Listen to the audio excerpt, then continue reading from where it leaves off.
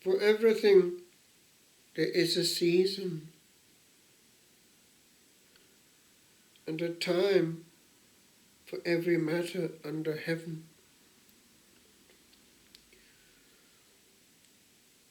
Years ago, I remember hearing the one who had been my angel, because one has an angel when one enters a monastery, there at Selinak, the Charterhouse, saying that of all the books in the Old Testament, the one that he liked most was that of Job. We used it quite a lot at the Office of the Dead, and its words were familiar to us. They said things as they were, direct questions about life and death and the meaning of life, the questions of all the ages, the pain of man. The great French author Chateaubriand says, I believe in Le Génie du Christianisme, le chant naturel de l'homme est triste, the natural song of man is sad. Here, just behind, we have New Grange, built 500 years before the pyramids. There, one hears the sad song. Humanity, after around 40 years, heading into the dark and into the world of the unknown shades, trying to build some insurance policy against the dark, capturing the sun. Hope against hope. Well, we have hope. The Old Testament, Ecclesiastes, even the Psalms, such as Psalm 49, cry out, like Job, into the unknown. Where do we go? Why are we here? Vanity of vanities, says the preacher, and all is vanity. I remember hearing from a friend of mine who was at the time at Oxford, and he was talking to other friends of his at Oxford, and there were a group of Christians there, and they were fairly keen on their faith, and one of them against somebody who was fairly keen on diminishing it. Oh yes, I suppose he rose from the dead. Yes, that's it. And he went to town. He believed. We have the victory. I remember also hearing in Oxford how this chap put God is dead on the chapel of the college. It was some clever professor or intellectual who thought he was clever. And of course, he eventually died. And some more clever man, again, probably a student and undergraduate, put in the same place, Professor so-and-so is dead, signed God. The Alpha and the Omega doesn't reply straight away. He is patient. Time is long. We have a portion of it only, but time is long. And in that portion we write all eternity to follow. The blunders that we make at morn we look at again with a hard, long look at eventide, and an even longer look one moment after death. We gain all eternity in a dot, for a dot it is on the mappa mundi of time. A time to be born and a time to die. A time to plant and a time to pluck up what is planted. A time to kill and a time to heal. A time to kill. My grandfather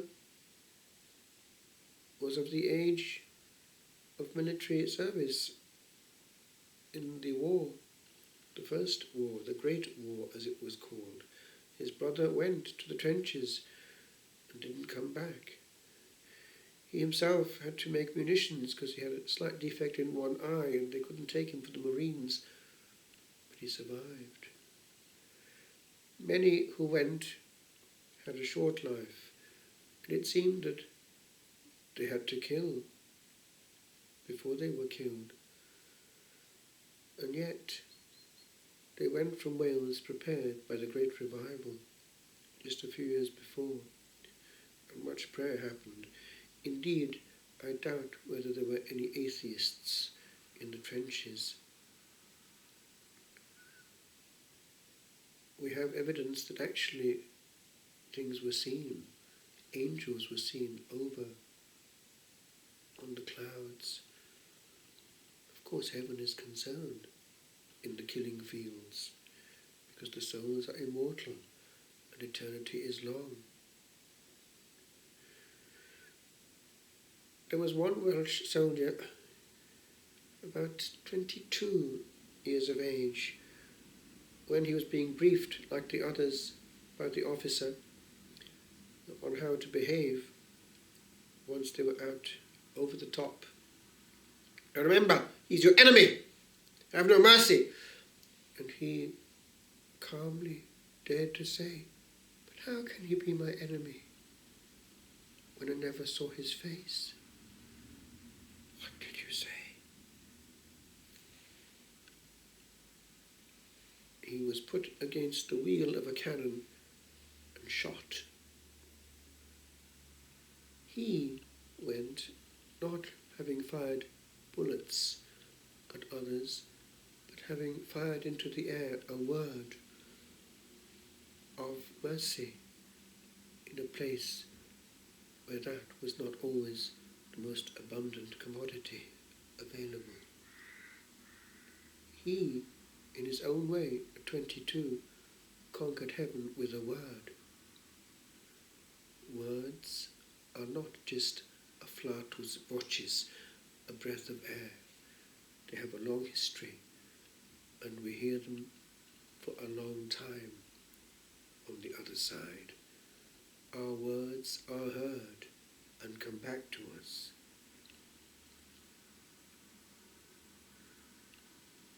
I'll never forget what our novice master told us there at Selignac, what had happened during the Spanish Civil War. The communists were fairly keen on persecuting Christians. They had this poor Catholic against the wall and a pistol by his head, and he had to deny his faith or else.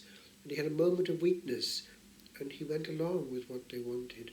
And they, with satanic glee, said, now we know you're going straight to hell, so we'll kill you nevertheless. And that was his end. A word again, if only it had been another word. A word has a long echo through all eternity. Today we are. It was only ever today. Tomorrow never existed. It is as well to live this day as though it were our last. For it could well be. And should it be so, is eternity prepared for?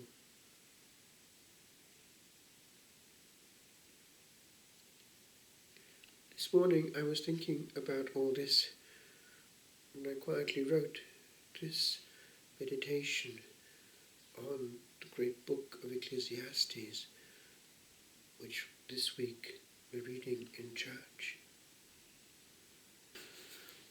The preacher. There is a time to be and not to be. A time on earth to dwell and not to dwell. A time to write a page of history. A time to read it well. In heaven and hell. There is a time to grow,